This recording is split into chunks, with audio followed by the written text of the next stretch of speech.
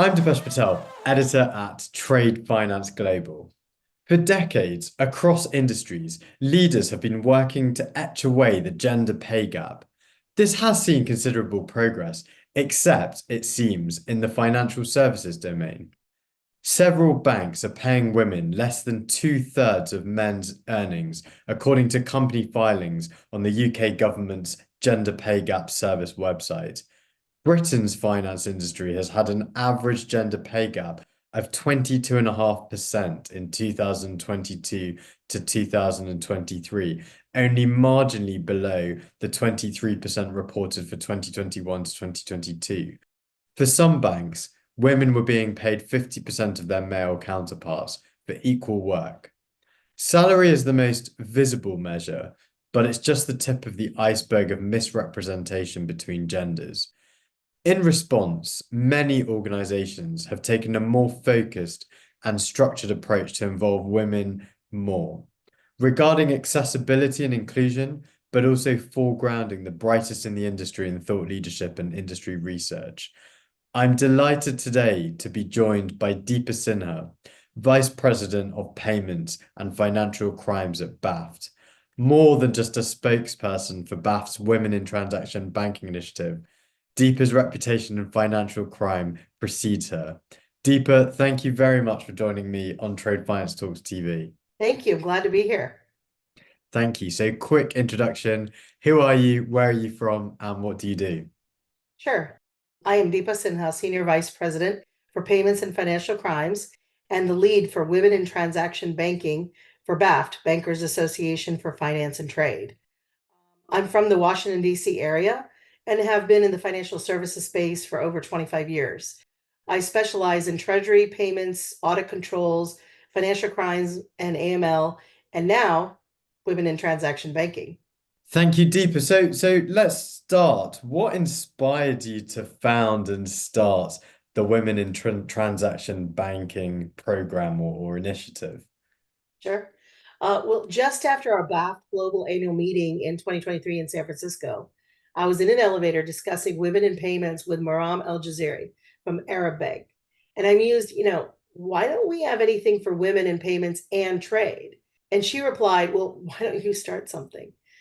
So be careful when you put an idea out there. That's when the journey began. So I put together a business plan and presented it to Todd Burwell, our president and CEO, and then presented it to the BAFT board of directors. The board unanimously approved it.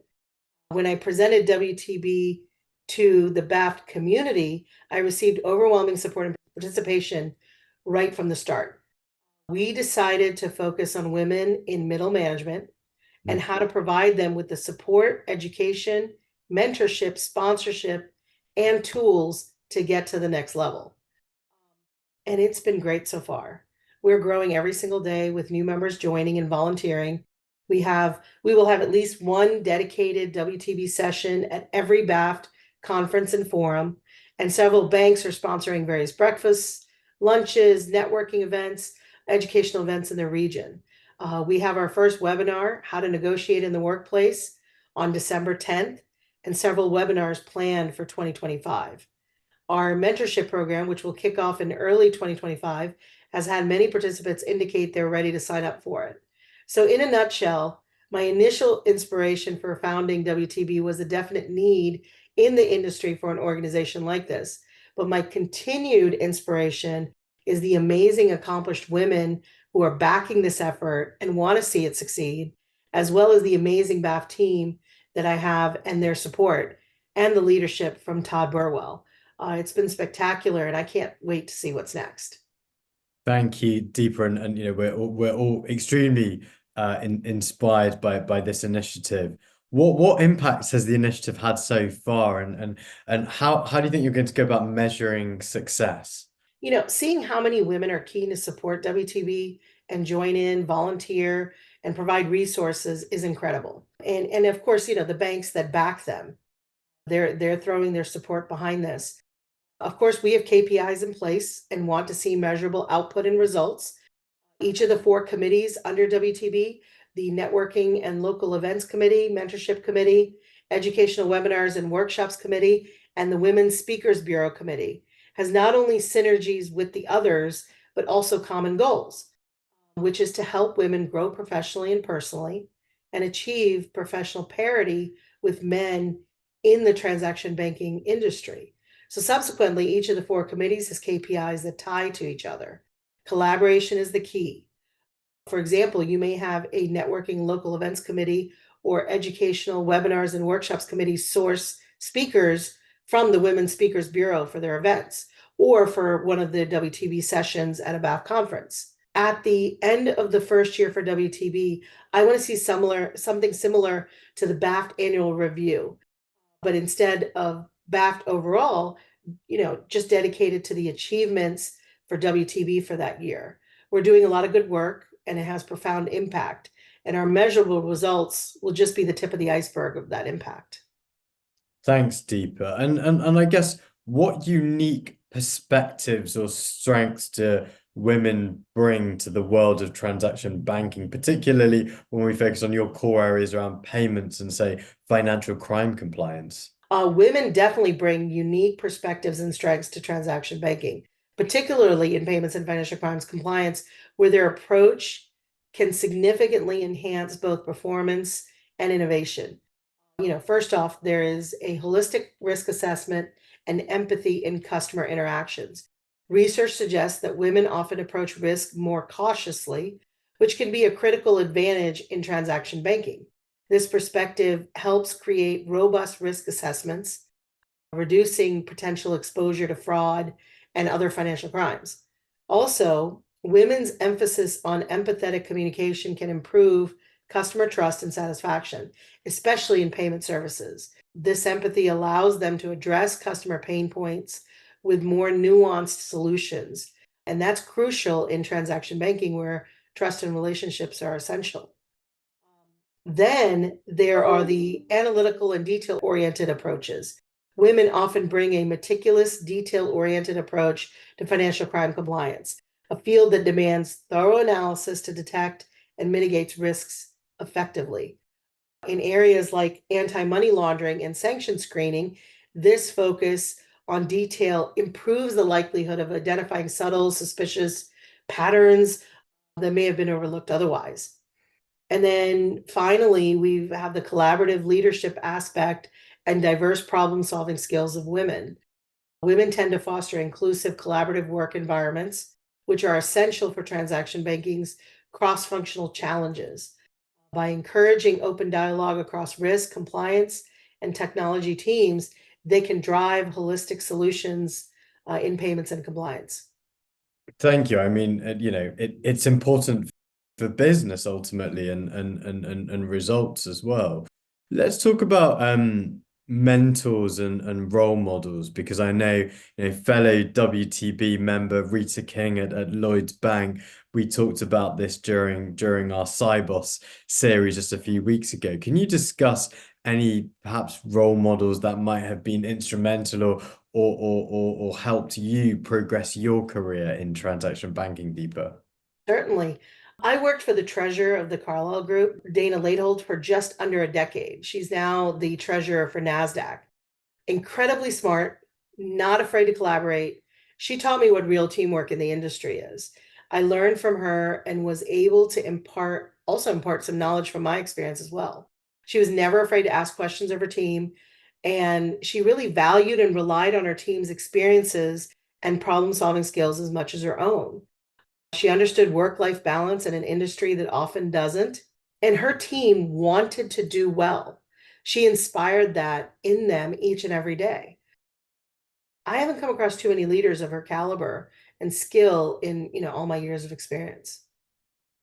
And I guess that's why you also need networks, right? They're super important. And what kind of feedback have you received from some of the networks and events perhaps that BAFT organizes through WTB?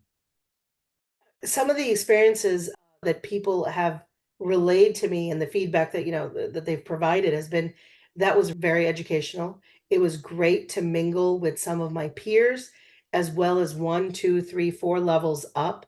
That access in our network is extremely important.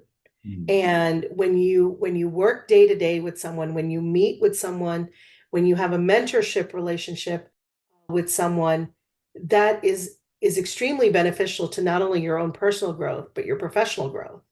And we're looking at, we oftentimes we as women try to separate our professional life from our personal life, but we can't. We are the same person at home as we are at work. We bring that with us. If there's a problem at home, we are often thinking about it at work, and vice versa. Yeah. And when you have access to other peers, other women in the industry who may be going through something similar as you, it actually makes a big difference in how we deal with those issues. So I think networking is extremely important. Having that solid network of peers in the industry and having access to women in higher positions, extremely important. Yeah, I mean it's kind of what helps you then bring your authentic self to work, which is incredibly important, right? And can you share any examples perhaps that you've faced in terms of challenges as a woman in a leadership position in our field of transaction banking? Many of us now are in the position of either, well, we're caregivers, right? We're caring for young children or we're caring for our parents. And having that flexibility in the workplace, having peers that understand what you are going through is extremely important. So, for example, if I have to take care of an elderly parent, I would love to have that flexibility in my work life. If I have young children that I need to leave the office for at, 5 o'clock every day, to go take care of, but am able to hop back on to, online, later in the evening after the kids are down for the evening, that's that kind of flexibility is invaluable. It's priceless. And when you have a network that understands and that is similar to you, but is diverse enough to understand what you're going through, you're all going to make it work and make it happen together. But that only comes with the relationships that we build with our peers. Thanks, Deepa. I guess the problem we have now is the gender gap is going to take over 100 years to close. And those global divergences still are struggling to kind of close. My question to you is what more needs to be done to help progress our industry towards gender parity? Oh my goodness. Well, where do we even start, right? Achieving gender parity in the transaction banking industry requires a multi-layered approach that addresses structural, cultural, and individual barriers. We need to establish and strengthen mentorship and sponsorship programs specifically designed for women at various career stages. Sponsorship or championship in particular, where senior leaders actively advocate for women's advancement, is essential for promoting women in decision-making roles. These programs provide women with the guidance, visibility, and advocacy necessary to advance into senior leadership, where gender representation is still severely limited. One of the first initiatives of the WTB program is the mentorship program, not only traditional mentorship, but also reverse mentorship. Also, companies need to offer targeted development programs focused on leadership skills, financial acumen, and strategic risk taking, all tailored to women in transaction banking. These should be paired with real project opportunities to apply skills. BAFT has the Future Leaders program targeted at young professionals in transaction banking, but we'll need to consider in the near future a targeted leadership program as well for its WTB community. Such programs prepare women for higher level roles by equipping them with the skills and confidence needed for strategic, high stakes decision making, helping bridge the experience gap that can hinder gender parity at senior levels. Another thing that needs to be done across the industry is to promote flexible and inclusive work policies. I've already talked about this a little bit, that flexibility and having your peers understand what you're going through, how important that is. By introducing and normalizing flexible work options and parental leave policies that can accommodate a diverse workforce, it makes it easier for women to balance career progression with their other responsibilities. Work flexibility not only improves retention, but also makes transaction banking a more attractive industry for women, particularly those balancing family responsibilities. So organizations benefit by reducing turnover and increasing productivity. But we also need to establish clear metrics and accountability for gender diversity. We need to set clear, measurable goals for the diversity across all organization levels and regularly report on that progress.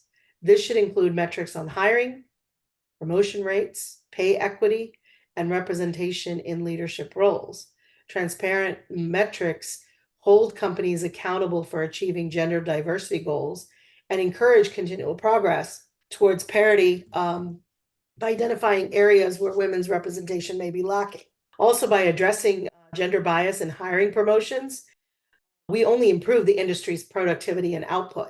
We need to provide that training to mitigate unconscious bias in recruitment, promotion, and evaluation processes, and implement diverse hiring panels and standardized criteria to ensure fair evaluation across genders.